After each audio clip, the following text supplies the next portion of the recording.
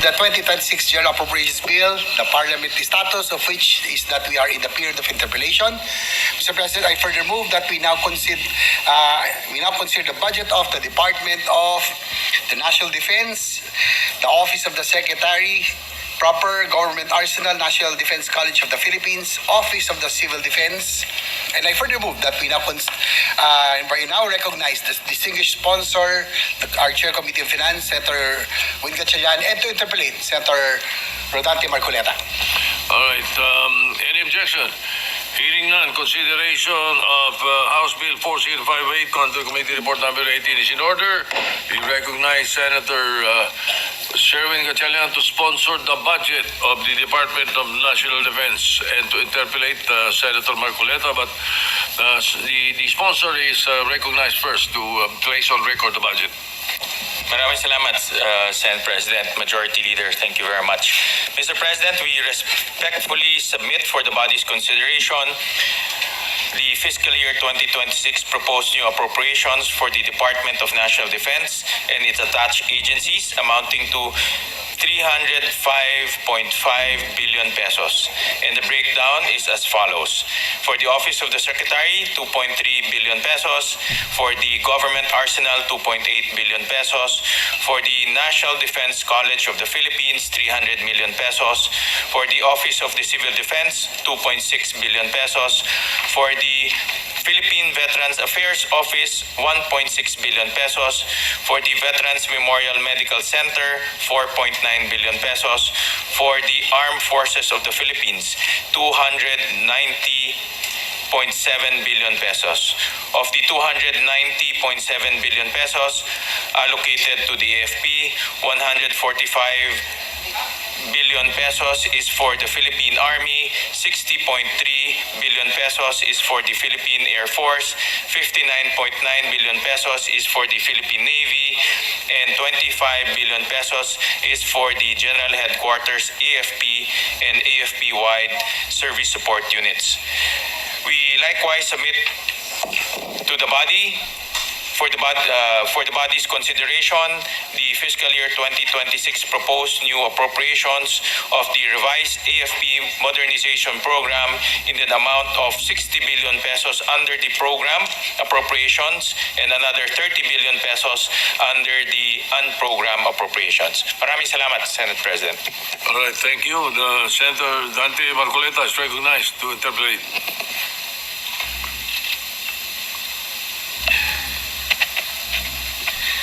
Thank you very much, Mr. President. Thank you for time accommodation in order to fulfill a very important social obligation today.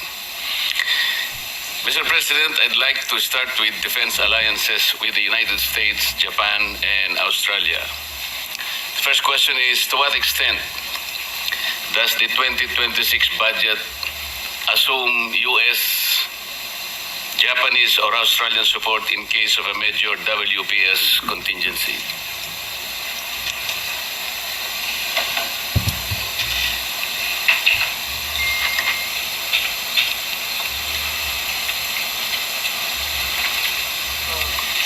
Well, Mr. President, there's no particular item for the U.S., Japan, and Australian arrangement. It forms part under the visiting forces arrangement, Mr. President, and the exercises being conducted is subsumed under the operational budgets of the different agencies, Mr. President. So there's no particular item for the U.S., for Japan, for Australia. It's subsumed under the exercises being conducted and subsumed under those budgets, Mr. President. And that will mean, Mr. President, that no critical capabilities are still being outsourced from these allies.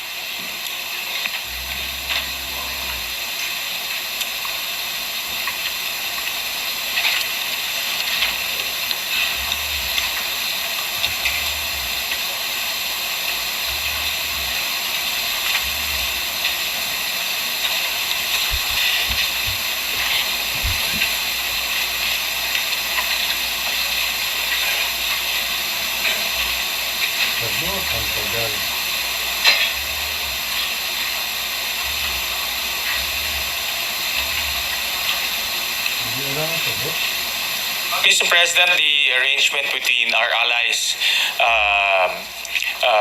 is focused on different aspects, no? Intelligence sharing, cybersecurity partnerships, as well as interoperability arrangements. We also purchase a large amount of our modernization from our allies, particularly Korea and the United States. But Mr. President, if we consider the Mutual Defense Treaty between the United States and the Philippines, a treaty which was signed in 1951, I don't think the United States is accomplishing its obligation under the treaty, more particularly Article 2. May I cite that particular provision, Mr. President? Article 2 of the Mutual Defense Treaty says that in order to more effectively achieve the objectives of this treaty, parties, meaning the U.S. and the Philippines, separately and jointly by self-help or mutual aid, will maintain and develop their individual and collective capacity to resist armed attack. Can we say, Mr. President, that at present the Philippines is capable of resisting armed attack?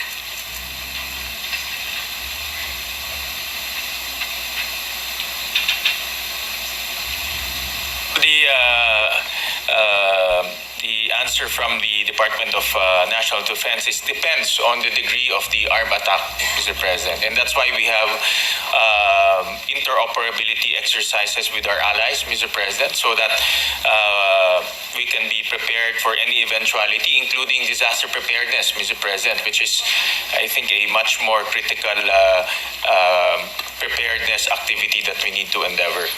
The treaty, Mr. President, did not distinguish the nature and kind of armed attack. It just said both parties should be capacitated to repel armed attack. So the question is our country in a position to repel armed attack? Let's say from Vietnam.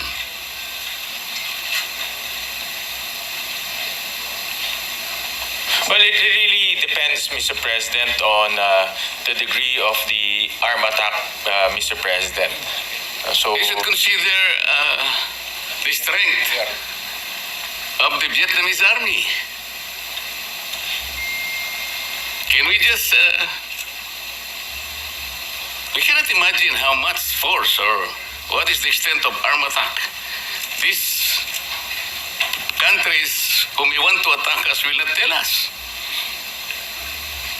Kaya nga, paano natin magagamit yung Article 2? Is it not proper for us to at least make ourselves capable of whatever attack? That should be the ideal objective. And the Mutual Defense Treaty should be able to accomplish this. This is the main objective. That's why I'm asking you, Mr. President. Mr. President, one of the aim of the DND is to continue to modernize our capability, Mr. President. That's why we have allocated 60 billion pesos in the budget to continuously support the modernization of our armed forces, Mr. President. But that is not answering the question, Mr. President. I'm asking whether our country is in a position to repel armed attack. This is the objective of the Mutual Defense Treaty.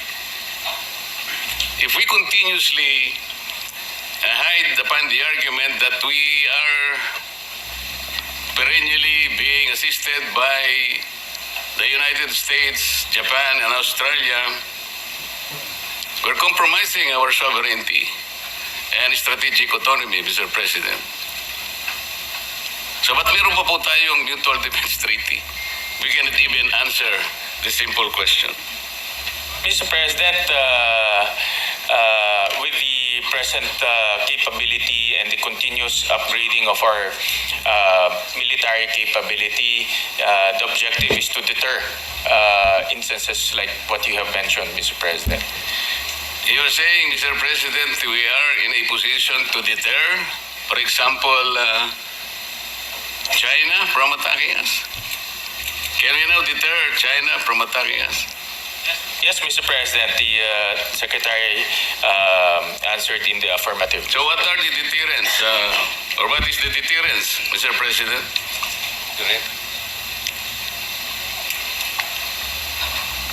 Well, Mr. President, as we have seen in the news that our troops are continuously training, continuously holding exercises with our allies.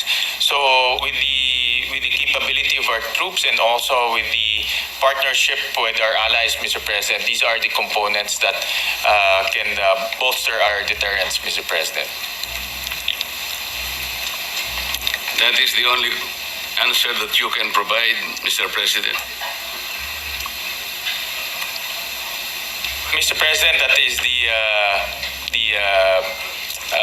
objective of the Department of National Defense, Mr. President. But Mr. President, I'm asking in relation to the Mutual Defense Treaty. This is a very important treaty.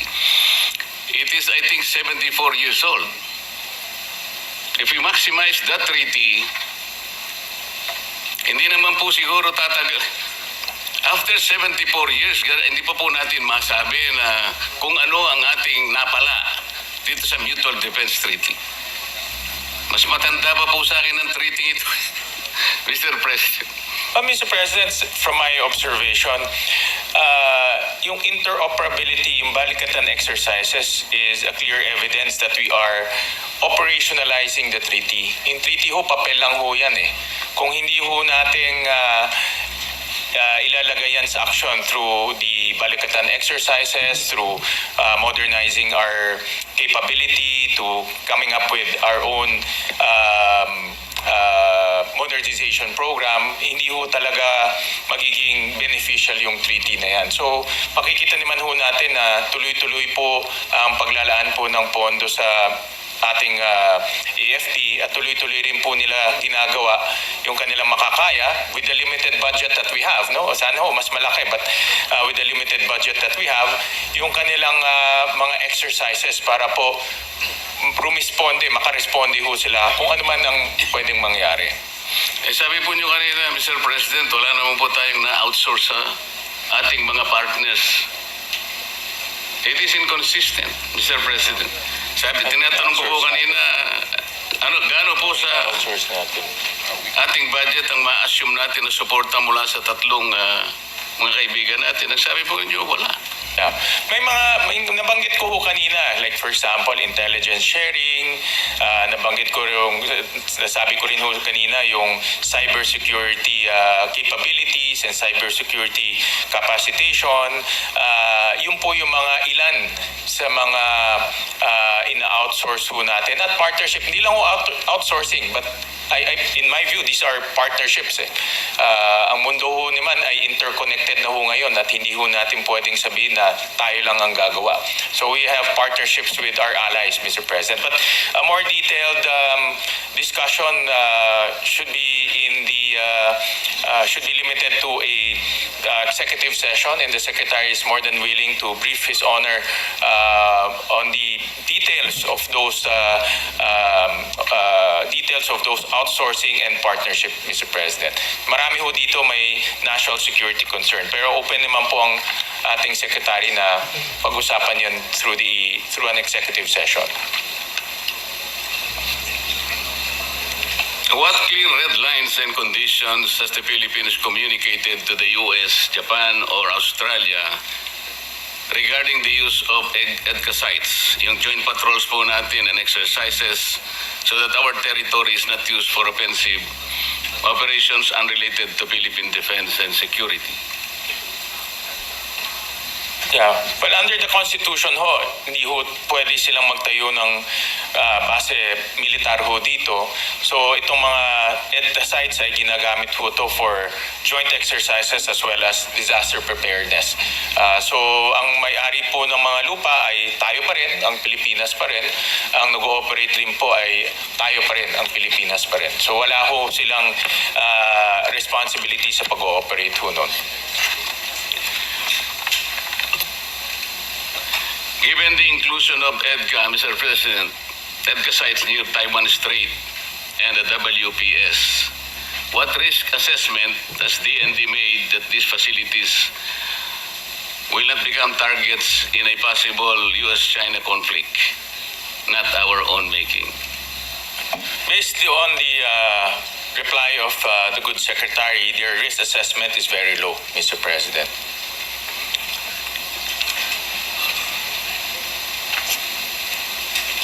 With the reciprocal access agreement with Japan, enhanced defense cooperation with Australia, what types of operations are explicitly ruled out on Philippine soil or in waters?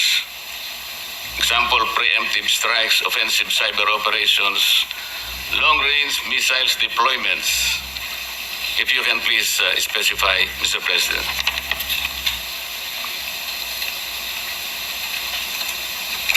Ang limitation po ay offensive operation and anything that will and anything that will pertain to engagement in war, Mr. President, as an instrument of national policy, Mr. President.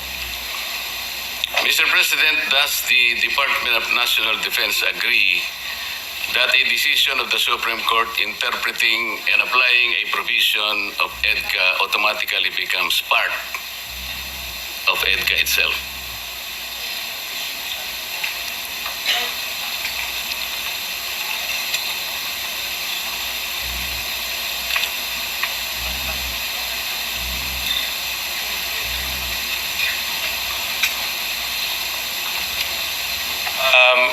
Mr. President, the reply of the Secretary, it's this positive portion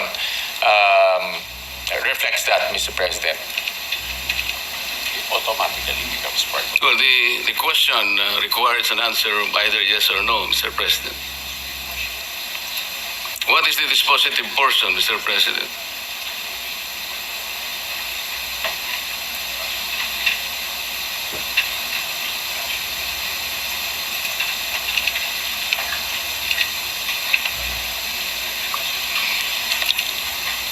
The reply of the Secretary, Mr. President, it's part of the ruling and it's part of the ratio decidendi, Mr. President.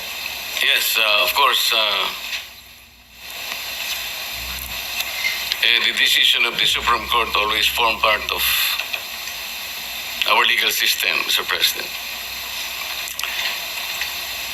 And we're referring to Ochoa, Sagisag versus Ochoa, Mr. President, where the Supreme Court interpreted Article 4 of EDCA regarding the unimpeded access of the U.S. to a military equipment, material, and supply that it has prepositioned in the Philippines. That is correct, Mr. President.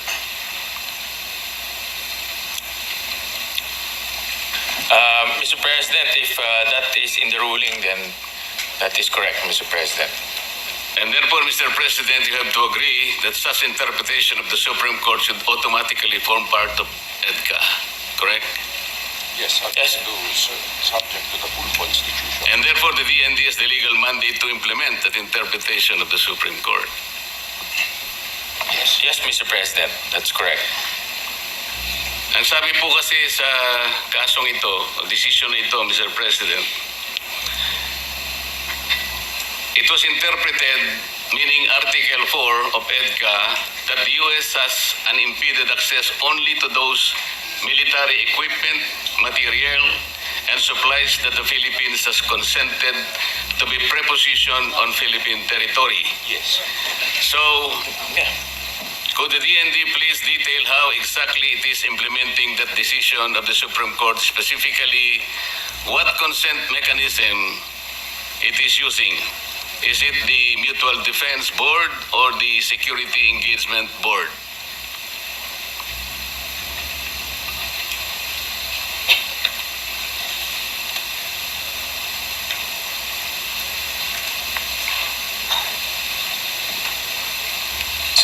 Well, Mr. President, all channels are Merely recommend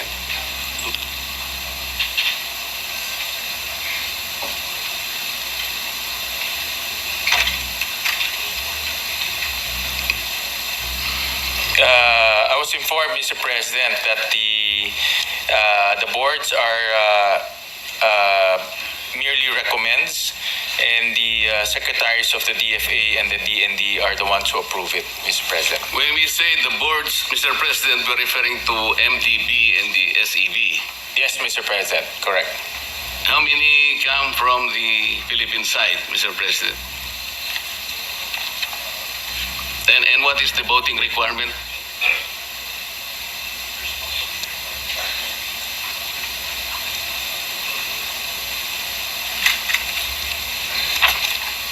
It's 7-7, Mr. President, in the board. But the board is billion.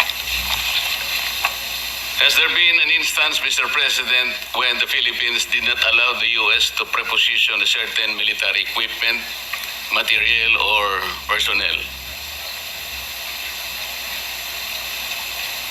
Well, Mr. President, the Secretary relayed that they're not at liberty to divulge that the answer to that, Mr. President. May we know the reason, Mr. President?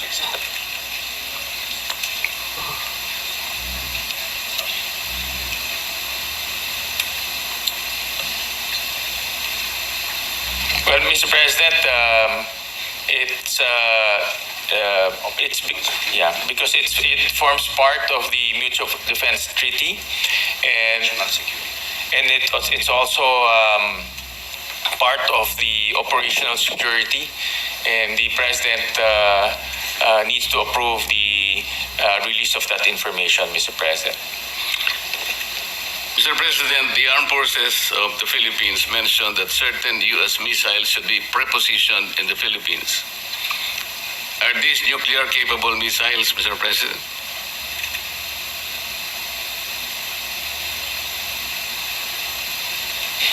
Mr. President, no, they're not nuclear missiles, Mr. President. Mr. President, the 2006 U.S.-Bulgaria Defense Cooperation Agreement, the 2009 U.S.-Poland Status of Forces Agreement, and the 2014 U.S.-Australian Force Posture Agreement all explicitly require the United States forces to notify and obtain the exclusive consent of the host government regarding the type of defense equipment, supplies, or material to be propositioned. The U.S.-Australia agreement even provides for a snapback by the Australian Parliament. The Philippine EDCA does not have such consent provision. Why is the Department of National Defense not insisting on that insertion of such sovereign provision, Mr. President? Well, Mr. President, that provision, the reply of the Secretary, the provision is not necessary because the guiding document will be the Constitution, Mr. President. But Mr. President, would not such sovereign provision ensure the independence of our foreign and security policies? Aside, of course, from the Constitution. Well, Mr. President, any action in relation to the EDCA sites, the Philippine side will have the final say, Mr. President.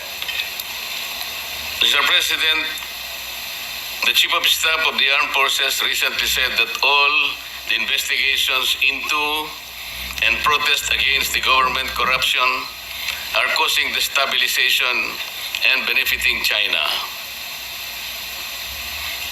Do you agree that the work of the Senate Blue Ribbon Committee is destabilizing the Philippine government? Well, personally, Mr. President, that's part of our mandate under the Constitution. Yes. And the investigation is in aid of legislation, Mr. President. Kaya nga po, kaya hindi tayo nagdi-destabilize kahit na po tayo ay gumagawa ng pagdinig laban sa corruption na nangyayari sa ating bansa, lalong-lalo na po itong karumal-dumal na flood control projects na nakita po natin kung anong... Mr. President, well, thank you, Mr. President, for asking that question. It gives the Chief of Staff the opportunity to clarify and also to straighten the answers, Mr. President. He never said that the investigation would lead to destabilization or any instability in our political system. What he mentioned is withdrawal of the support of the AFP will lead to destabilization. So, and that's very clear, Mr. President, the difference between the responsibilities of the legislature in aid of legislation and also the withdrawal of the support of the military, Mr. President. Do you agree in the Philippines one China policy? Do you agree with Japan that any forcible unification of China and Taiwan is a threat to Philippine security?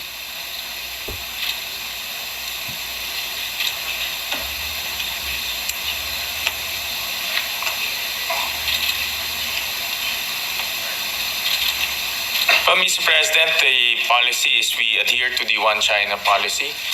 But of course, the actions succeeding to that will be subject for discussion, Mr. President. And you do not agree with Japan? Mr. President, for now that is hypothetical and it's so there. Yeah, correct. It's hypothetical and that is the statement of Japan, Mr. President.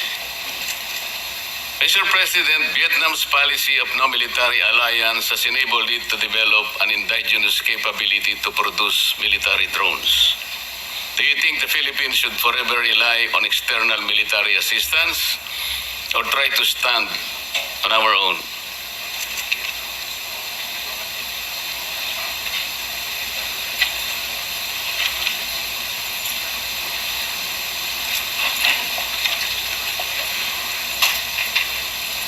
Well, that's the direction, Mr. President, to be self-reliant on our military needs, Mr. President, and hopefully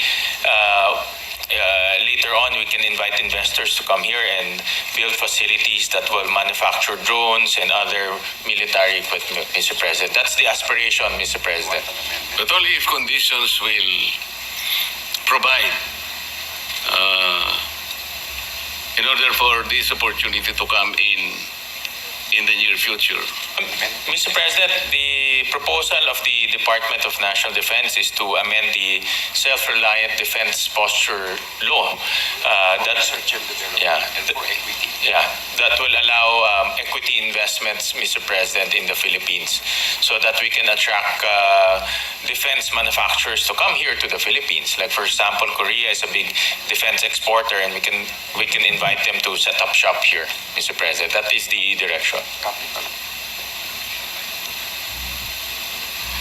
What lessons from the Russian-Ukraine war have our experts in the DND derived in relation to the need for indigenous military capability?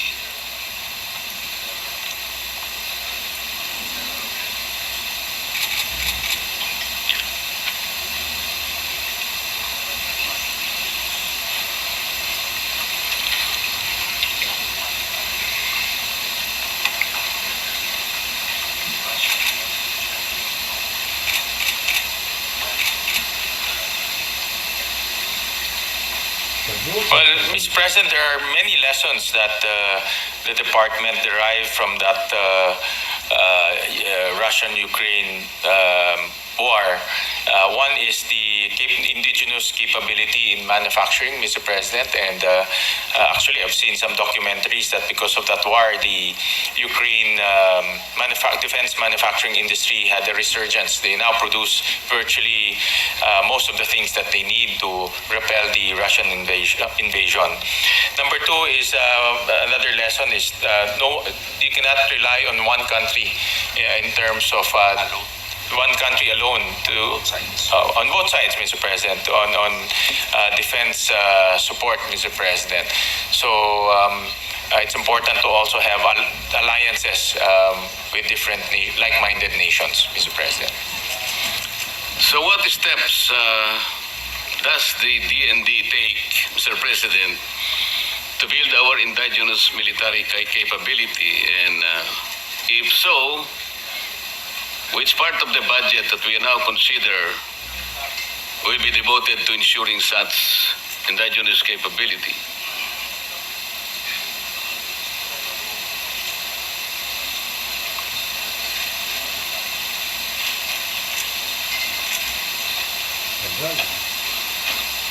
Well, Mr. President,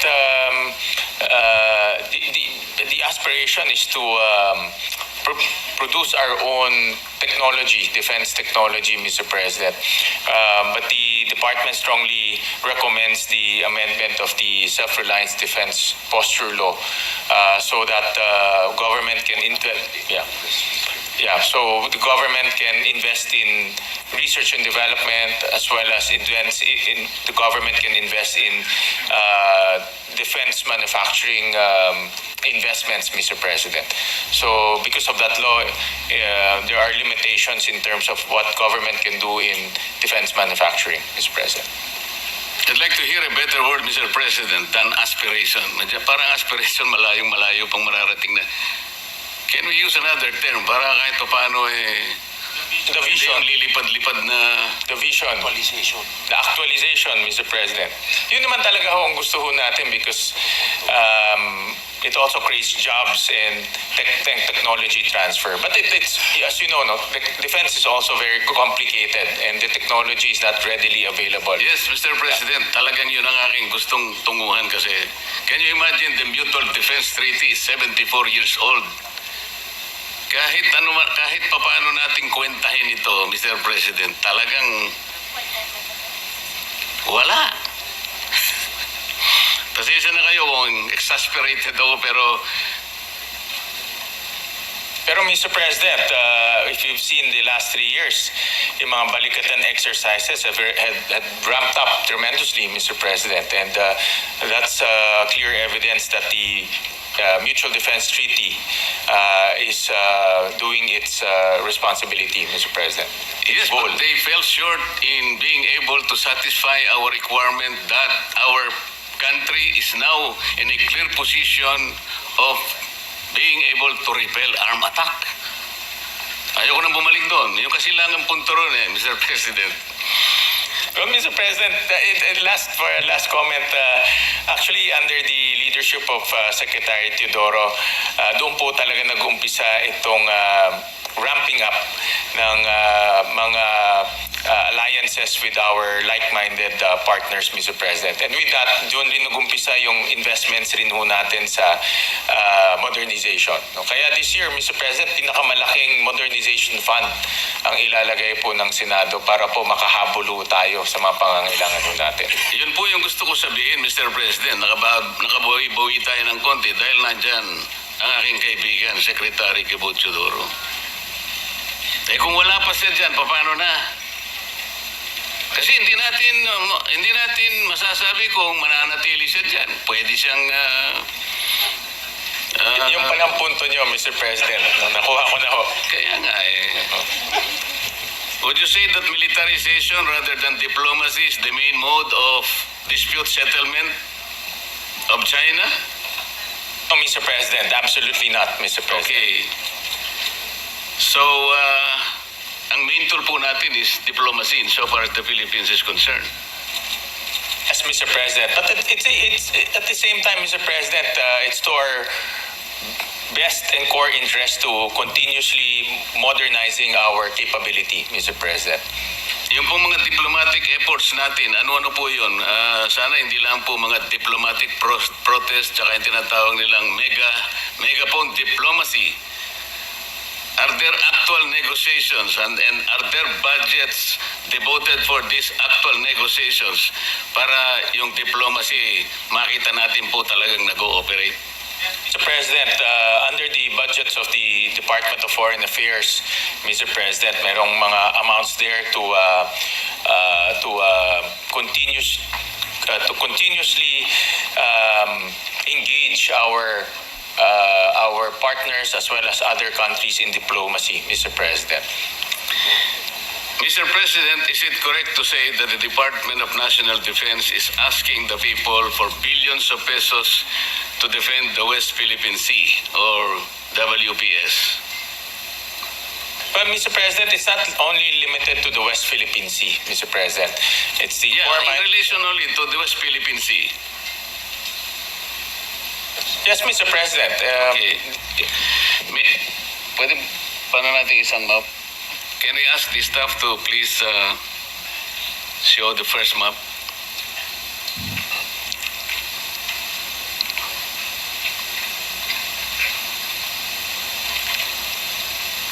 Mr. President, hindi ba lalaki ng konti? Palagin mo. Mr. President, I'm trying to show the official map of the South China Sea as published by the International Hydrographic Organization in S-23 or Limits of Oceans and Seas.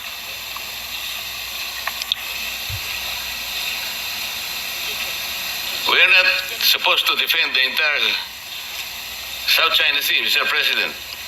No, Mr. President. Only Only- our exclusive, until our Only the exclusive- portion of the Yeah, West Philippine Sea. Yes, Mr. President, until the exclusive economic zone, and also in the other side, Mr. President. Hindi, doon muna tayo sa Eastern seaboard, West, Mr. sa President. West Philippine Sea muna tayo. Isa-isa lang, boss. Mahirap ang kalabanan. Can you tell me, Mr. President, exactly which portion is the West Philippine Sea?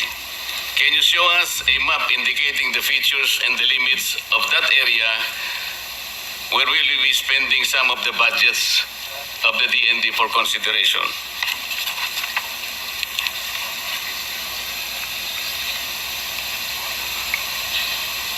Mr. President, is 200 nautical miles from our baseline, Mr. President. Those are the areas that the DND intends to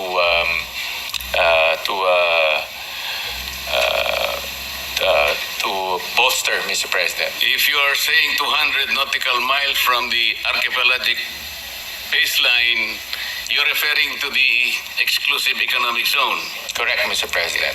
The reason I'm raising this question, Mr. President, is that the lack of precise identification of the area where the people's money is supposed to be spent, parang ang mangyayari po parang yung flood control ngayon. Dahil po sa discrepancy in coordinates, ang damit billion po kasi ang natapon din na pera. If the DND says that the WPS is the EEZ, meron pong mas magandang definition yun. Sa Administrative Order Number 29 ng Republic Act 12064 o the Maritime Zones Law, sinasabi po ron the WPS is Philippines maritime areas on the western side of the archipelago, including the Luzon Sea, as well as the waters around, within and adjacent to the Calayan Island Group and Bajo de Masinloc, also known as Scarborough Shoal. Tama po yun, Sir President?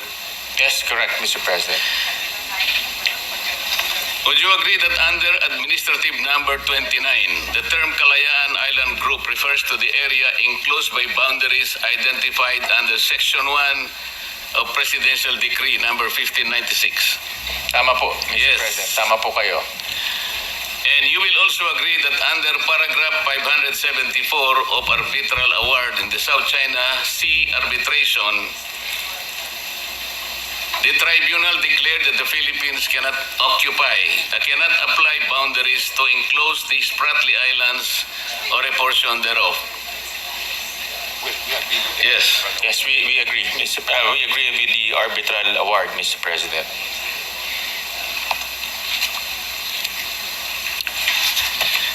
Ito po yung section po ng 1596, Mr. President, and paragraph 574 ng Arbitral Award. Magkalaban po talaga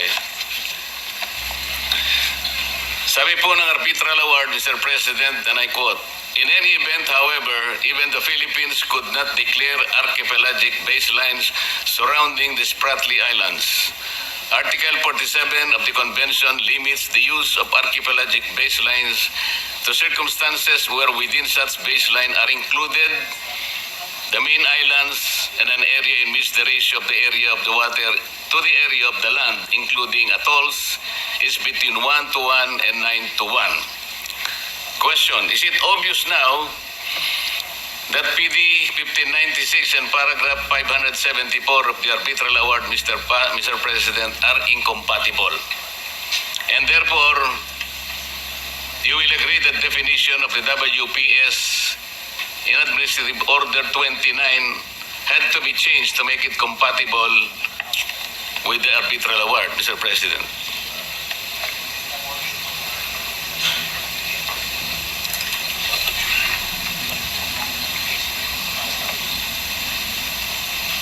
Well, Mr. President, the Secretary replied that no, it's not incompatible because portions of the EEZ is also included in that, Mr. President. We will go to that, Mr. President, but if you will care to consider yung Section 1 po ng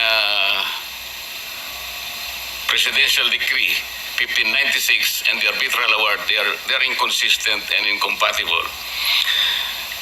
Kasi po dito sa Article 2, Paragraph B ng Republic Act 12064, nire-define niya yung WPS. Ang definition na po rito ngayon ng naging batas na ito ay the maritime zones of the Philippines on the western side of the Philippines on the Philippine archipelago, including the Luzon Sea and the territorial seas about the Masinloc and the maritime features of the Calayan Island Group. Ngayon po, Mr. President,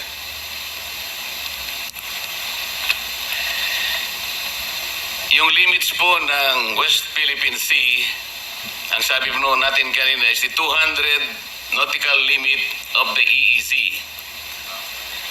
Are you saying that Kalayaan and other features are not part of the WPS, Mr. President?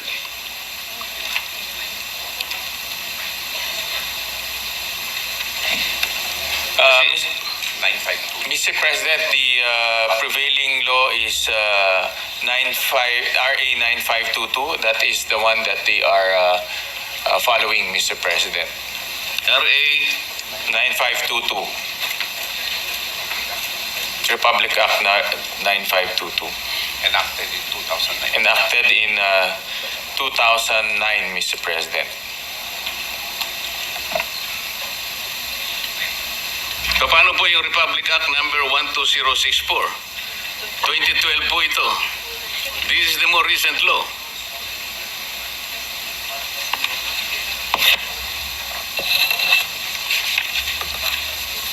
Yeah, Mr. President, maritime zones and the baselines are different matters, Mr. President. Alam ko po yun, Mr. President. Pero kung pag-uusapan po natin na yung limit po ng West Philippine Sea ay yung ating exclusive economic zone, which is 200 nautical miles from our baseline, malinaw po na ang Kalayaan Island Group ay hindi po kasali sapagkat it is beyond the West Philippine Sea. Pwede po natin ipakita yung pangalawang mapa.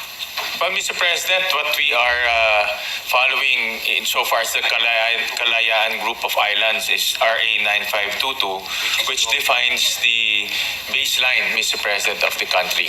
And which is Yun nga po, Mr. President, sa baseline natin, kahit sa 9522, wala po doon yung Kalayaan Island Group. Mr. President, nandun po yung KIG, Mr. President, Kalayaan Island Group. Ipakita natin yung yung isa pa pong ayan po, kayo na pong humanap kung nasaan yung KIG. Wala po eh. Ito po, Mr. Section 2, Section 2A, the Kalayaan Island Group as constituted under Presidential Decree 1596. And letter B, Bajo de Mansinloc, also known as Scarborough Shoal, Mr. President. Nandito ho siya sa 952. Kasi po, Mr. President, sa Republic Act 12064 or the Maritime Zones Law, ito po yung ginagamit ninyo ngayon eh. inalis po niya yung boundaries ng 1596 na in-enclose ang KIG. Tingnan po ninyo, Section 5 in relation to Section 18, yung term Calayan Island Group now refers only to certain high tide elevations and the respective territorial sea. Inalis po talaga eh. For territory 9522. Yeah. But Mr. President, Ano ba yung the cost ng maritime zones? when it comes to the Calayan Island Group, Mr. President, it's RA 9522. Hindi po, that ang protects, ating Mr. pong President. recent batas na po, yung RA 12064, it was enacted last year, November 7, 2024. So hindi po pwedeng manaig po yung sinasabi nyo dahil ito na po yung more recent na batas na ginawa po natin.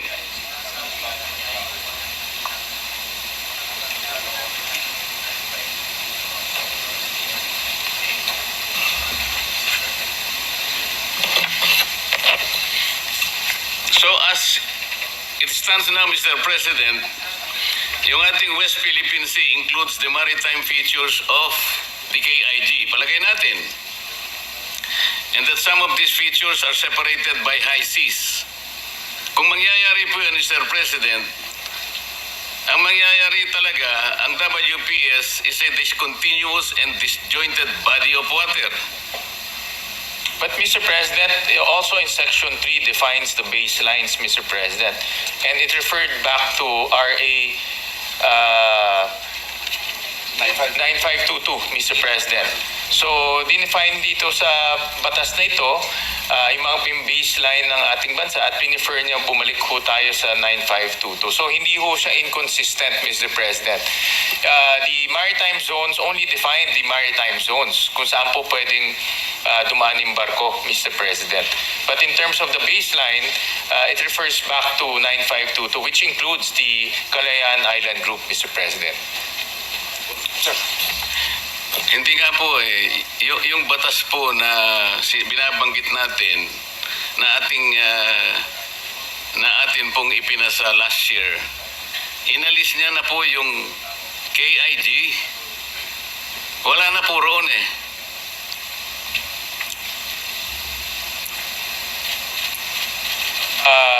With all due respect, Mr. President, nandito ho kami nung we were discussing this law, and with all due respect, hindi ho ganun yung nangyari, Mr. President.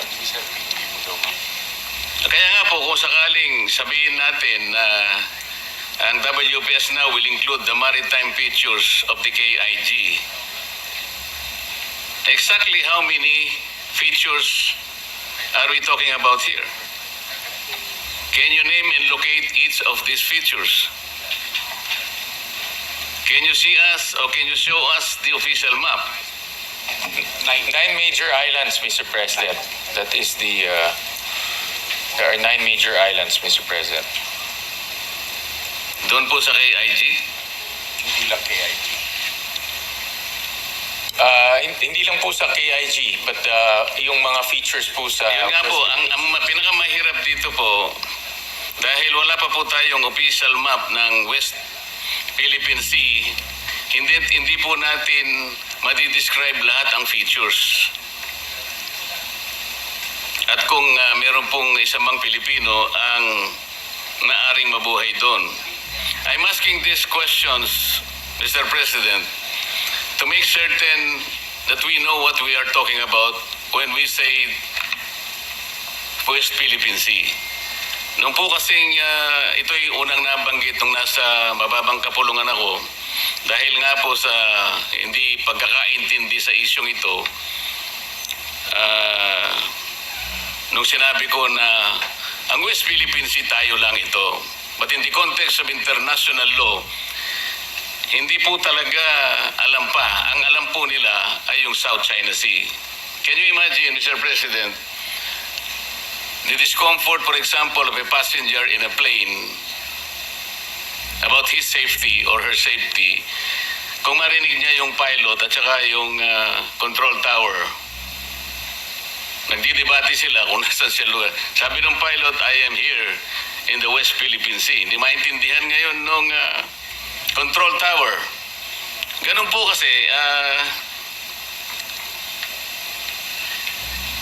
after more than 16 years or maybe 12 years since 2012, nung ipasa po natin yung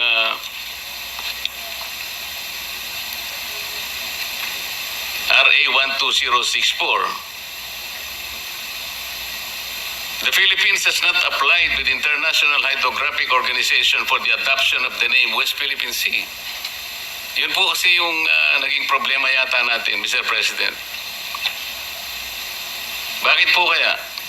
Well, Mr. President, I think that question will be best referred to the Department of Foreign Affairs, Mr. President. Yes, Mr. President, in proper time we will do that. But I guess considering that the West Philippine Sea is one of those areas that even our national defense officials are protecting or try to protect. Kailangan po alam natin kung ano yung ating gustong proteksyonan. Ang sabi pa nga po ng ibang mga advocates, WPS, atin to. Mga ganun na, di ba? China, umalis ka sa WPS. Even our president said in his statements, West Philippine Sea is worth dying for. We'd like to see and would like to know, Mr. President, when we send our children and grandchildren to war protecting the West Philippine Sea, alam natin kung nasan talaga. What are the exact coordinates? Ngayon po talagang ang labo talaga eh. Parang sinabi mo, yung Pasig River, some portion of Taguig, some portion of Pasig, and some portions of another municipality. Hindi mo alam kung saan nagsimula, kung saan napuputol. Maybe we can ask the Executive Department to be precise in its identification of the features and limits of the West Philippine Sea. Kasi po, para yung mga ghost missions or even ghost budgets, I guess nangyari nga po sa flood control, they were all using several applications. Hindi sila magkakaiba po eh. Sabi pa nila, geotag, real time. Pero ang punting nan talagang wala yung mga flood control projects. So dito po ganun din, kailangan matukoy natin. Speaking of maritime features, Mr. President, let me refer back to the map identifying its features. Ito pong, yung balik mo nga dun sa pangalawang mapa. Ayan. You will agree, Mr. President, that based on that map, Vietnam occupies 21 features, China 9, and the Philippines 9. The Philippines 11, Mr. O 11 siguro. So 21 features for China, for Vietnam, 9 for China, Philippines 11. Mr. President. What is the policy of the national defense regarding Vietnam?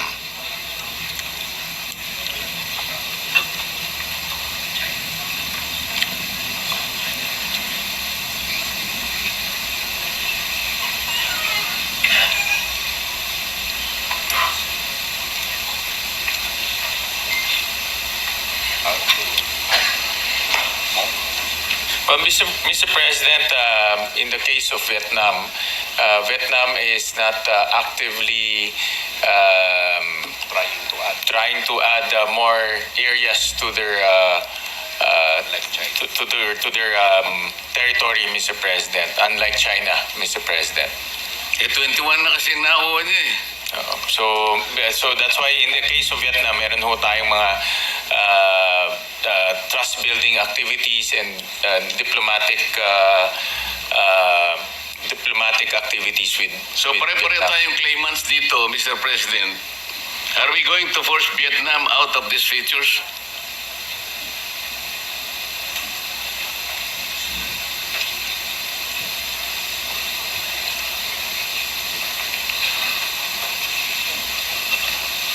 With Vietnam, Mr. President, we have open communication lines with them, and these communication lines will also discuss this type of issues, Mr. President.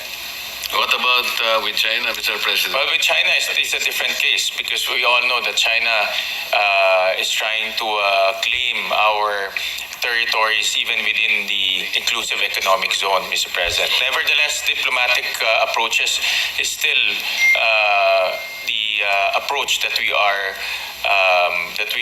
endeavoring towards China, Mr. Pero President. sabi natin kanina, Mr. President, yung open and actual negotiations ay ating ginagawa, and even ask kung magkano ang budget natin dito sa actual negotiation, hindi lang naman megaphone.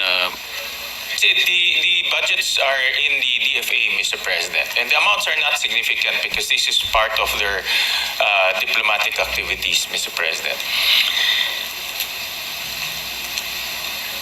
Hindi natin sila mapapaalis at hindi naman yun ang policy natin, Mr. President. So if that is the case, ang Vietnam ba, ang China, ay paalisin tayo sa mga inoccupy nating features? Sa Vietnam, wala po. Wala pong ganun. In fact, we have good relations with Vietnam. Maraming nga hong Pinoy na teachers nagtuturo po sa Vietnam. With China is a different case, as you know, Mr. President. Sa China is a different case. So, maaari tayong puwersahing umalis, Mr. President. Mr. President, we still the approach of our policymakers is to continue to engage, to continue to open the diplomatic channels with China and with other countries, Mr. President. And for me, that is the best approach, Mr. President. But forcing us out from these occupied territories is a potential threat, Mr. President. It's a potential threat, Mr. President. If that is so, Mr. President, has the Philippines filed a protest with the United Nations Security Council as required under Article 2 of the United Nations Charter?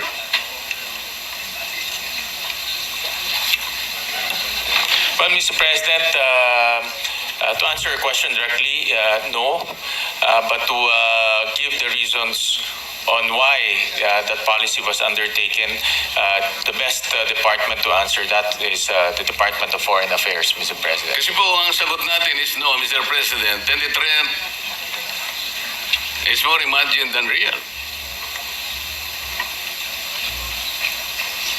Well, Mr. President, China has veto powers in the National Security Council, Mr. President. So yeah, that's why we have to strategize very carefully, Mr. President. Kanina po, Mr. President, sa aking pagtatanong, I was trying to differentiate po kasi dahil nga sa sigalot sa West Philippine Sea, ang dami pong misunderstanding dyan, ang daming misconception. Kaya po kung minsan ay hindi nagkakasundo ang iba't ibang mga mamamayan natin. For example po, yung pinag-uusapan lang dito sa tinatawag nating West Philippine Sea na hanggang ngayon hindi natin talaga malagyan ng exact coordinates, ano-anong mga features niyan, ano-anong mga forma niyan, para sa ganun kung tayo makikipag-away talaga, makikipagdigma, alam mo naman po natin ang ating ipinakikipaglaban.